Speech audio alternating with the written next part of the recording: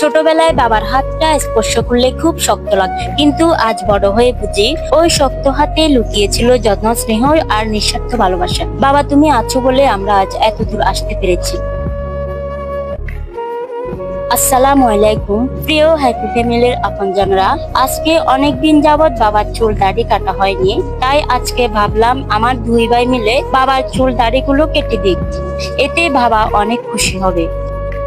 বাবের কাটা তারে চুলের বাহার, মুচকি হাসি হাসি মুখে যেন তার।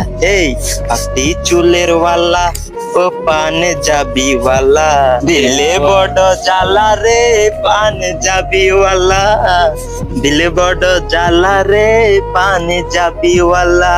পৃথিবীর সব যুদ্ধ একদিকে আর বাবার ভালোবাসা অন্যদিকে, কারণ বাবা হচ্ছেন সেই নায়ক যিনি কোনোদিন ক্লান্ত হয় না আমাদের জন্য লড়তে। কিন্তু একদিন যখন বুঝতে পারি বাবারা আমাদের জন্য কতই না ত্যাগ করেছেন, তখন হয়তো আমাদের কারো কারো সুযোগ হয় না বাবাকে জড়িয়ে ধরা। ছোট থেকে যে বাবা আমাদের যত্ন করে বড় করেন, যাতে বৃদ্ধা বয়সের সন্তান থেকে একটু আদর যত্ন আর ভালোবাসা পাওয়ার আশায়। কিন্তু এই জেনারেশনে এসে আমরা অনেকে বাবা মায়ের যত্ন নেওয়া তো দূরে থাক, তাদেরকে বোঝা মনে করে দূরে সরিয়ে রাখি।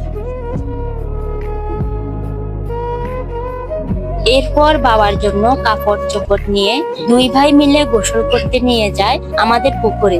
আসলে মাঝে মাঝে পুকুরে গোসল করলে মনে হয় পুরো শরীর হালকা হয়ে যায়। বাবারও খুব ইচ্ছে করে আমাদের সাথে পুকুরে এসে গোসল করতে, কিন্তু অসুস্থতা থাকার কারণে তেমন একটা পুকুরে আসা হয় না। তাই আমরা মাঝে মাঝে চেষ্টা করি বাবাকে নিয়ে পুকুরে এসে গোসল করতে। আপনারাও চেষ্টা করবেন বৃদ্ধা বাবা মাকে নিয়ে এভাবে গোসল করাতে, এতে বাবা মার শরীর ও মন হালকা হবে।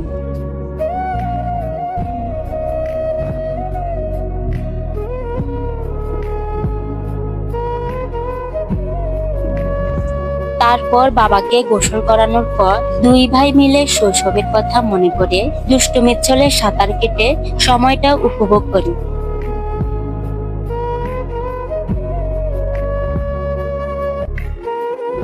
তো প্রিয় হ্যাপি ফ্যামিলির আপনজনেরা, বাবার সাথে সময় পার করার ব্লগটি কেমন লেগেছে তা কমেন্টে জানাবেন।